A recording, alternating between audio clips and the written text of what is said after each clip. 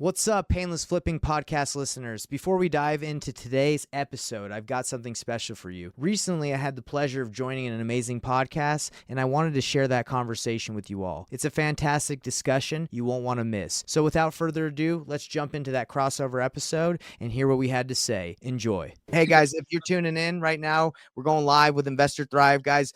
We are doing the Sales Mastery podcast where we basically bring on sales experts or people that have done deals in real estate, that are doing deals in real estate, and we relate how they're doing deals to specific sales techniques. We got Daniel, one of the, I guess, I don't even like saying student. I don't like that word. I'd say, hey, someone we work with in the program, and, you know, we've been chatting, helping him out. And basically he just did a giant deal that I feel giant. You know, I feel like a lot of people too, you know, they love to make what you made. What did you make on that assignment fee? So there's two fees that I made recently. One was $25,000. The other one was $100,000. Dude, get out of here. No, seriously, man.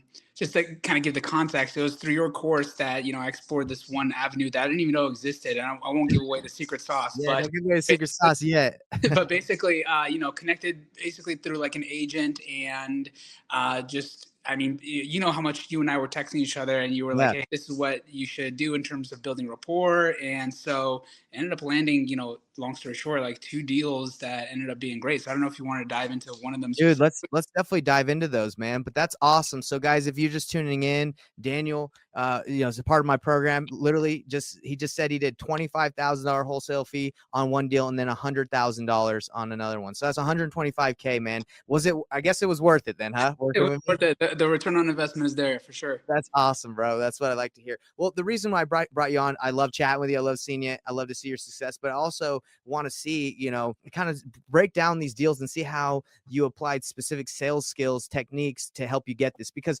one thing I do know, that this agent, the way you got these deals, they would not have worked with you unless they felt like you were the man, right? Or like you're going to be able to do what you said you did, right? Yeah. And I think that played a key role in the 25. The one that's $25,000 is actually more of an interesting story than the one that's $100,000, even though like the dollars are different. Because the one that was $25,000, basically, I think they were trying to shop the deal. So it was between myself as an investor and a few others. So I still had competition on this deal, you know. But what was most important to the seller was trying to figure out, you know, who's actually going to come to the closing table, right?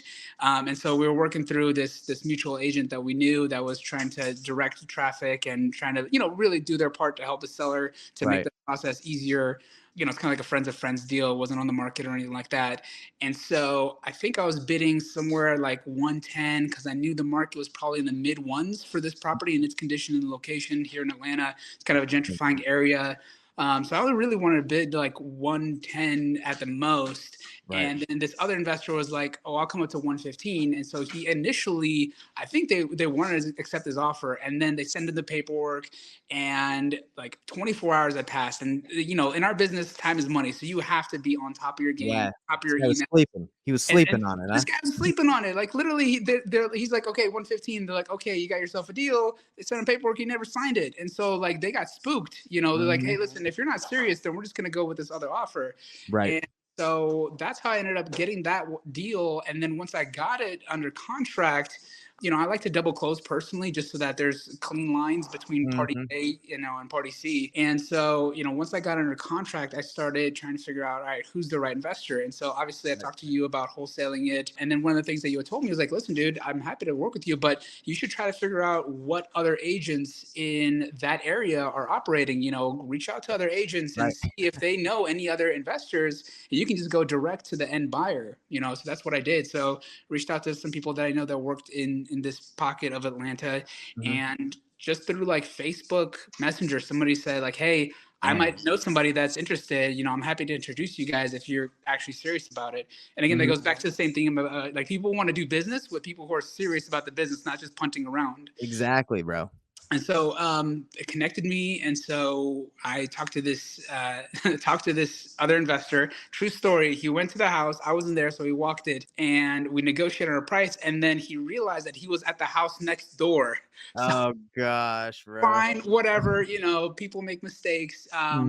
you know, we had to laugh about it at the end of the day, but then we had to renegotiate once you realized which house I was actually trying to whoresale him. Cause Oh it's like gosh. an entire pocket. So it's like, you know, if you drive down the street, you see 5, 6 houses under construction or that are like ripe for renovation. Fine. Maybe he got confused or whatever. So we ended up negotiating back and forth, back and forth. And so, you know, we ended up agreeing on a price. We ran into some title issues and got those cleared up. But ultimately, yeah, I was able to wholesale that for about 25 grand. So I think I ended up coming up to 115 just to match the same price as the other investor, but then I got rid of it for 142.5. And so after closing costs and like, you know, attorney fees ended up being about 25 net. So it was a good deal. That is a good deal, man. That is awesome. This is my manager here. She's with me today. So that's she's the motivation. That's the motivation, yeah, right? that's the motivation. So she's demanding more crackers.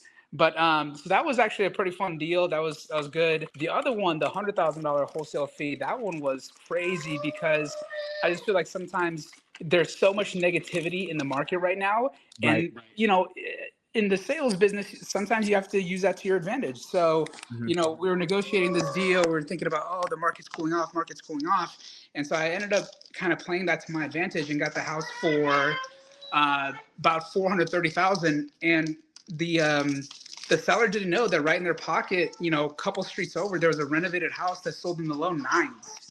Wow, You know, so brother.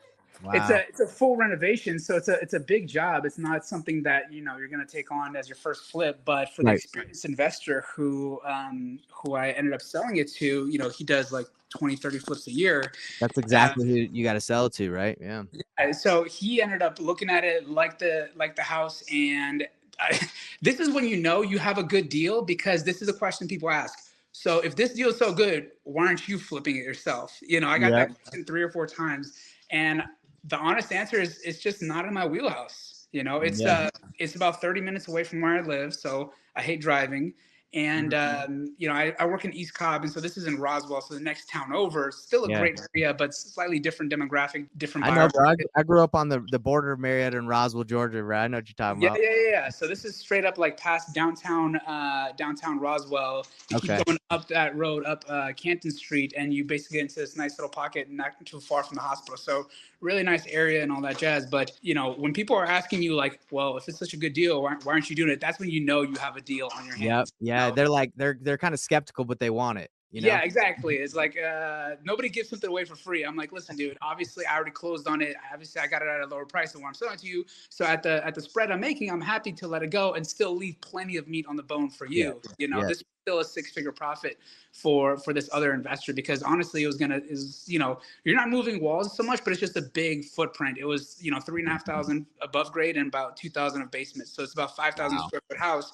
Not a lot of people have the experience and the capital kind of take that project on. So, but it was from the same source, the same kind of like agent that does off market deals. And so once you build that relationship, I know, babe, I know. You'll get your day on the camera too.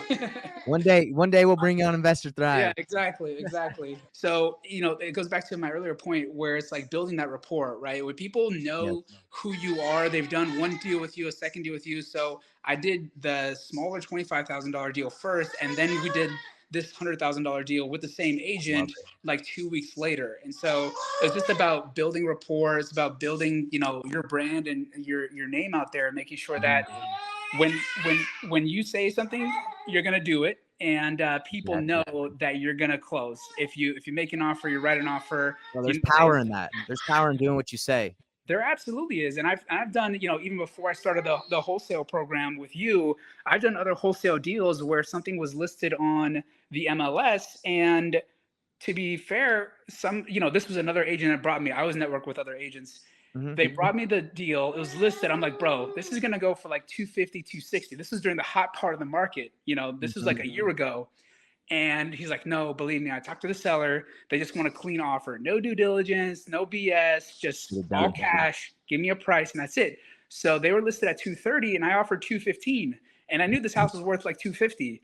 And so I got it under contract because my offer was no due diligence, all cash, 2-week close, no BS. You know, it's like, I know what I'm doing, you know, and when people have that vibe and they have that rapport that you're serious, that's going to get you more deals. And I think there's a lot of value in that. For sure. So let me ask you a question. In your opinion, for people that are brand new, how would you say they go about starting that? They've never done a deal. Maybe they're just not confident in being like, I can do it. What would you recommend to those people? So one of the things that I've done and just trying to pass on goodwill is that I will meet other people at some of my flips and some of my rehabs Mhm. totally for free. Just, hey, if you have time, stop by whenever you like. We can coordinate. And they basically shadow me for like a half day or whatever. And they Mhm. ask questions like, hey, how did you price this beam, or how did you know what needed to be changed or what needed to be kept, or how did you comp this, right? So I would say, again, it's kind of redundant, but the easiest way to learn is to get a mentor or get somebody who knows what they're doing Mhm. and learn from them, pick their brain, the same way that you helped me on this aspect of wholesaling. This for me is a new game, but I'm pretty decent at the renovation side. So Dude, I've you're good got at the folks. wholesaling side now too, brother. You just find a deal and you patch it up. Bring it to somebody that will pay more in this Yeah, space. man. So I would say start with finding people who already know what they're doing. Find a mentor, find somebody who's willing to answer your questions. Take them out for a beer, take them out for lunch. It doesn't have to be something crazy expensive. Just Mhm. like, hey, I'm in your neighborhood. Let's go grab a burger, and I can just pick your brain. And it'll cost you $10, $15, maybe to take them out to lunch. But that's an hour or two that you have with somebody. You can literally ask them whatever you want. So first step Agreed. is always going to be to find a mentor or somebody who knows what they're doing. Yeah, so one thing that I've been teaching recently, with the market shift is I don't know if you've heard of this term before, Daniel, but it's reverse wholesaling. It's basically where you, instead of going to find the deal and then finding a buyer later, you already have the buyers in place and you know Yep. what they want. So then you just go, you find it and you just bring it to them. So that's kind of like what I tell people that are brand new. It's like, hey, instead of going out there and just guessing, like you have Yeah. a good idea because you were flipping. So you kind of knew what people wanted, right? Yeah. Had that idea. Some people are brand new, they don't really know. So go, like for example, if someone was to go to you and be like, "Hey, Daniel, if I brought you a deal, what would it look like?" I mean, you literally be able to say, "Hey, if you bring me this, I'll buy it." Right? Yeah. That's what I'll, I I'll tell new people to do. I'll tell you, maybe take it one step further. One thing that I've done with wholesalers before that operate in my area, we kind of had that same conversation. They look like, hey, what are you buying? What does it look like for you if I bring you a deal? But then Mhm. I'll also tell them, hey, here's this pocket, go knock doors, go do whatever. Like this is literally the two, three, four blocks that I want to buy in. Go like this, you don't have to guess. I'm literally pointing the street names to you. Go That's what I'm saying, skip bro. go skip trace these neighborhoods, this specific street to this. I mean, I live in Indian Hills. You know that area. For anybody Yeah, that's Indian it's like Hills. a Buddy lives there. yeah, it's like a golf course community. It's a lot of You older you know that? homes. Do you know the Hesters? Ross The Hester Hester? group. Yeah. Matt Hester. Yeah, so he lives in your neighborhood. I went to school with the Ross. Oh yeah, that's awesome. Yeah. They're big around here. So Yeah. I literally will tell wholesalers or like anybody else that wants to bird dog for me. I say, listen, these are the areas I want. I literally will either tear the house down or renovate it, or I'll figure out what it's worth and I'll sell it to somebody else who will tear it down or renovate it. So Right. I'll take it one step further, and instead of them just saying like, "Hey, I'll bring you a random deal if I know what you like," I'll say this specific area, Walton School District, Indian Hills. Look for these brick ranches that I can renovate. Go and Bro. bring me a deal. So I love that. Let's take it one step further. Yes. Hey guys, you heard it here first. Daniel, if you want to reverse wholesale, you want to bring a legit buyer that will buy your deals, he's right here. If you want to start looking, because that's what I've been teaching this week, specifically because the thing with the market shift, Daniel, is that the people that have been spending a ton of money in marketing, just like a nationwide and just going kind of like how we've talked about in the past, where you go everywhere, right? That's people that are doing that strategy still, in my opinion, they're spending a lot of money and they're wasting a lot of money, because if you don't have a specific area that you're going to spend a lot of time trying to lock up deals that probably aren't deals anymore, right? Because things have changed. Yeah. So you got to be a sniper. You got to be targeted, and exactly what you're saying is what I think. You can provide a lot of value to some newer wholesalers and just people in general, like Yeah. by being willing to buy what they bring. Yeah, absolutely. And it's good for all of them too, because that way they're not wasting their time and money, like you said, marketing to everybody and not sure like, am I going to find a buyer for it or not, right? If I tell you I want to be in this specific zip code or this specific school district, like we've talked before, Mhm. and these are the types of houses that I want, old brick ranches or old, colonial style houses, bring them to me. I'll buy them. And Exactly. when they bring them to me, maybe on the first deal, I'll tell them that, 6 months ago, this would have been a great deal, but the market shifted. So now we have to look at this price, right? Exactly. So it's not going to be like off the, I know, babe, I know. It's not going to be off the bat right away. But I think that if you're someone who wants to get into it and you want to start with reverse wholesaling, it's absolutely critical to find somebody who operates in that area, who they're going to buy it from you if you bring them the right deal. And then you can go scouting, basically. So Daniel, I mean, I'm glad I had you on here after I did the challenge. Like, anybody that's watching that did the reverse wholesaling challenge, reach out. Daniel, I'm sure anybody that reached out to you that would look for specific properties in the areas, the neighborhoods that you want, you'd be all about that, right? Absolutely. Yeah. So another really cool thing is I told you about Batch Leads. They just upgraded their system to driving for dollars. And you can drive for dollars virtually or physically drive through. So, I mean, literally you could tell someone a neighborhood you want and they could virtually drive through, mark houses that look distressed and send them, talk to the seller, get it negotiated, send it your way, and you'll buy it.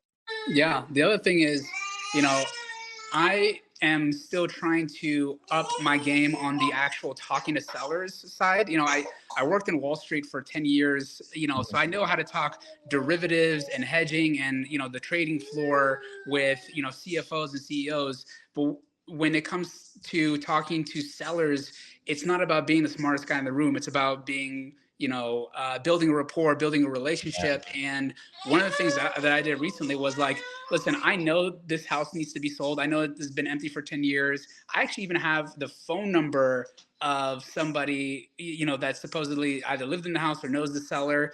But like, I'm not great at the sales process yet. I'm still trying to do my thing. And so I'll actually reach out to other wholesalers, be like, hey, if you can go get this property for me, here's the address, here's the phone number, go and get it for me. Here's what I want to pay for it. That's like literally sniping the game. If I will give you all the things you need, go and get it for me. That's awesome, man. That's awesome. And by the way, hey, I know that we've been working together and, you've been super busy doing your flips, but that's kind of like what I'm focused on. And I'm like really honed in on is the sales process, like teaching people how to talk to sellers. So, I got you, brother. If you want to master that process, I'm there for you. Let's get you in there. Let's train you on how to, have that conversation. Cause dude, I love talking to sellers and it's just really being presenting options to them, letting them know what options are available to sell their home. And then letting them decide which is the best option for them. Whether that's, are you going to flip this? Cause I'm a contractor or I flip homes. I can give you some good referrals. Are you going to list this? Cause I know some great agents that can list this for you. Or if you want to just sell it for cash, I got you too. So it's great because you let them make the decision on what they want to do, but you're able to benefit them either way. You're able to help them. Right. Yep. So, and that's kind of like my sales process. And I dive really deep into it, Dan, but if you want to, like I said, I got your back. Let's master that sales process. Man, proof's in the pudding. So with a couple deals under my belt already, I'll see you in that course.